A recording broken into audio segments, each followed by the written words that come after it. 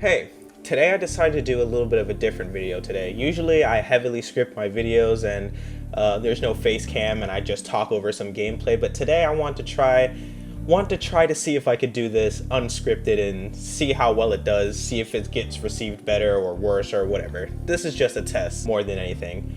But what I want to talk about today, I wanted to talk about Halo Infinite and the current state of the game. The game is only about a couple days away at the time of me recording this video, so I think it's time to get real honest and talk about what the experience has been like for Halo Infinite so far. At this point, everyone knows that the game is good, and just because Halo Infinite did better than Call of Duty and Battlefield this time around, that doesn't mean we need to get complacent and not do what we need to do as a community to make sure that the game gets better and grows. As it stands right now, there are quite a few controversies surrounding Halo Infinite and its multiplayer. For one, the armor customization needs work. It needs a lot of work, as well as the battle pass system. There's very limited game modes, and the lack of maps kinda sucks. Those are all valid criticisms, and I share the sentiment of the rest of the community whenever that's brought up. The thing that's the most sad about that though is that those are complaints that I've never really had for any other Halo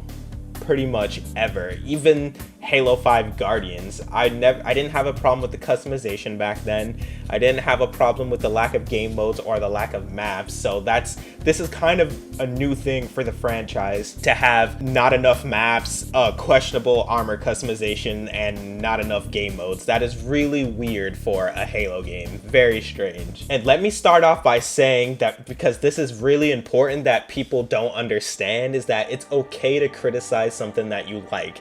It is okay to criticize something that's good, because that's how it gets better. If we never criticized Halo from the beginning, since that E3 gameplay, we would have had a far worse product than what we have now. So it is important to give criticism and feedback whenever you can. And just because I'm criticizing the game doesn't mean I don't like it. I play the game a lot. I really enjoy the game. Halo is back and I'm fucking happy about it.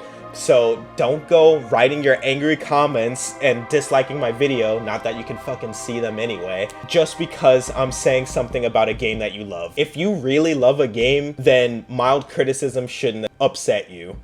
If you really love a game, then you should want it to succeed. If you really love a game, you should be able to admit that it's not perfect, but still like it anyway. And that's the bottom line. So, as we well know, because of all the controversies with the battle pass, the lack of game modes and weapons, and all these other things, the game is far from perfect, to say the least. Even so, I still have high hopes for the game, because all the things that are wrong with this game can easily be fixed. Why? Because the core of the game is actually very, very good. Not too many games nowadays can say that. The games that come to mind are Destiny and Battlefield 2042 from recent memory. Not all games can say that, because in a lot of other games, when it comes to improving them, the core of the game is rotten and broken, and it's really hard to fix a game when its core is broken. But Halo's core is actually really good, so the problems that we have can be remedied easily, like Forge, custom games, stuff like that.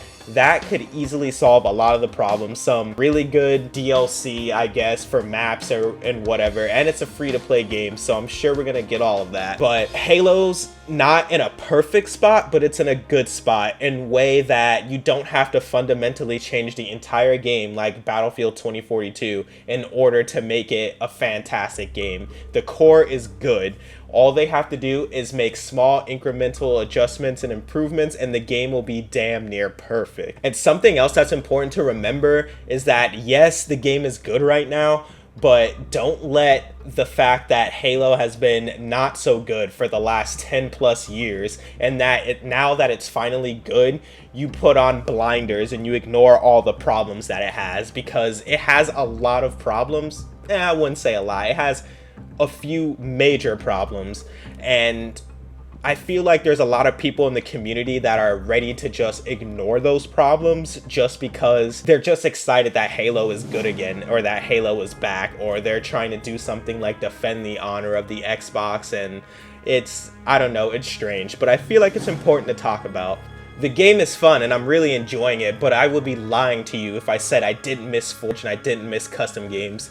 I didn't realize how big of a part custom games and Forge played in my Halo enjoyment until now that they're gone. It's insane how badly I want to make a map and play Infection or play Paintball or play anything really. All the stupid game modes I used to play, like Duck Hunt and all that other shit.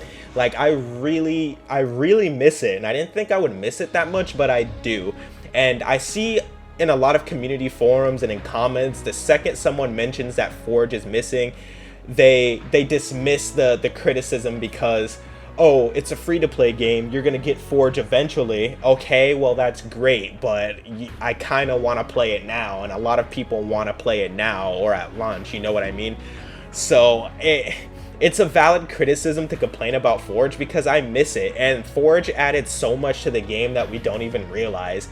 Just look at Halo Reach, for example. I feel like half the maps you played on in Halo Reach were Forge maps that Bungie took from someone else, or that they made themselves. They made Forge maps themselves and put it into the multiplayer. If they just had Forge, our lack of game modes and maps probably wouldn't even be an issue right now, because everyone would be having fun in custom games and everyone would be having fun in Forge, you know what I mean? So I feel like a lot of the problems that we have now could have been easily remedied with Forge. So I don't agree with pretending that Forge isn't a big deal. Despite the controversies that surrounding Halo Infinite, we should still try to look on the bright side. One, Halo's back. Secondly, the game's fun. Thirdly, the game doesn't suck. Fourthly, it's not Halo 5 Guardians. That's all I can say. This is the biggest improvement that Halo has made since from Halo 2 to Halo 3, and we should enjoy it. But don't be stupid and complacent and not complain about the things that need to be complained about. That's all I'm trying to say with this video. Nothing else. I don't have anything to add. I'm just looking forward to launch in a few days. And yeah, now that the game's actually coming out in a couple days, I realize that I know nothing about the campaign yet. Well, I know a few things, but it just feels like we know nothing. Hope is good. Fingers crossed. I'll see you guys in the next one. If you like this video, like the video. This is a different approach that I took to this video today. I don't know how well it will do. Don't know if I'll ever do it again. But if you like it, let me know. If you didn't like it, write in the comments, because dislikes don't exist anymore. So I want to see what you didn't like about it. Tell me what you hated about it. Tell me what you liked about it. Tell me whatever. But yeah, that's about it. I'll see you guys in the next one. Peace.